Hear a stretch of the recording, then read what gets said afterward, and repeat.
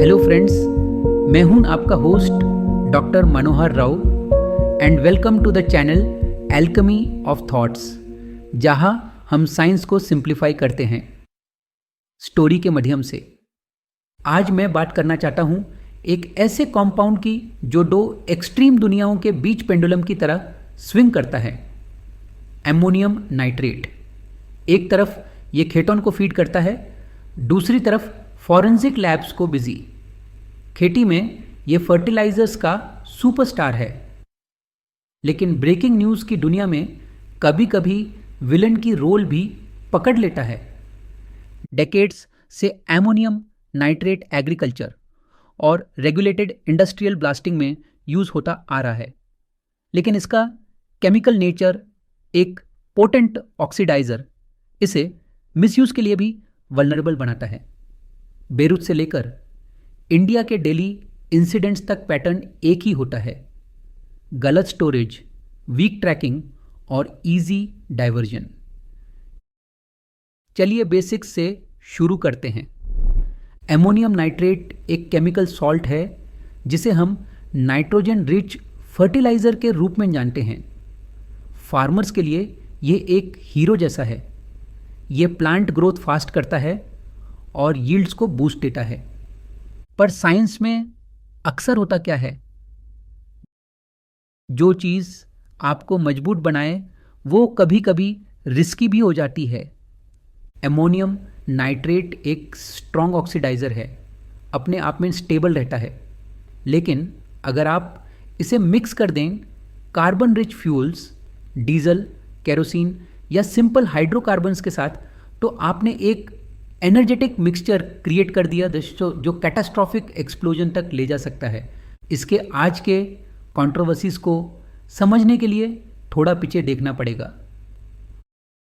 World war 2 के बाद ammonium nitrate fertiliser के रूप में मैस स्केल पे यूज़ होने लगा। एग्रीकल्चर को रिबिल्ड करने में इसका मेजर रोल था, लेकिन जैसा स्केल बढ़ता गया वैसे एक्सीडेंट्स भी बढ़ने लगे। वेयरहाउस फायर्स, इंडस्ट्रियल मिसहैप्स और इम्प्रॉपर स्टोरेज के केसेस। फिर 2020 में बेरूत का एक्सप्लोजन, 2750 टोनेस एमोनियम नाइट्रेट का डेटोनेट होना। It was one of the most powerful non nuclear blasts in history. इस इंसिडेंट ने ग्लोबली ये सिखाया कि स्टोरेज, ट्रैकिंग और रेगुलेटरी ओवरसाइट कोई फॉर्मेलिटी नहीं है, सर्वाइवल है।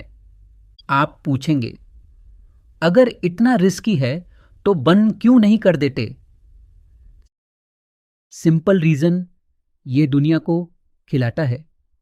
एमोनियम नाइट्रेट ग्लोबल एग्रीकल्चर का बैकबोन रहा है। मिसयूज के पीछे 3 मेजर फैक्टर्स होते हैं। एक्सेसिबिलिटी, एग्रीकल्चरल सप्लाई चेन्स में यह वाइडली अवेलेबल होता है। Poor storage practices, heat, humidity और कंटामिनेशन से लार्ज क्वांटिटीज अनस्टेबल हो सकती हैं। Informal distribution networks, developing regions में ट्रैकिंग कभी कभी फॉर्मल नहीं होती। बॉटम लाइन, कंपाउंड डेंजर नहीं होता। डेंजर इन्वायरमेंट में होता है जहां हम कंपाउंड को रखते हैं। जब बॉम्ब ब्लास्ट होता है, फॉरेंसिक केमिस्ट्स को 3 चीजें जल्दी से आंसर करनी होती हैं। क्या एमोनियम नाइट्रेट प्रेजेंट था? कौन सी फॉर्म में था? फ्यूल या एडिटिव्स के साथ मिक्स था?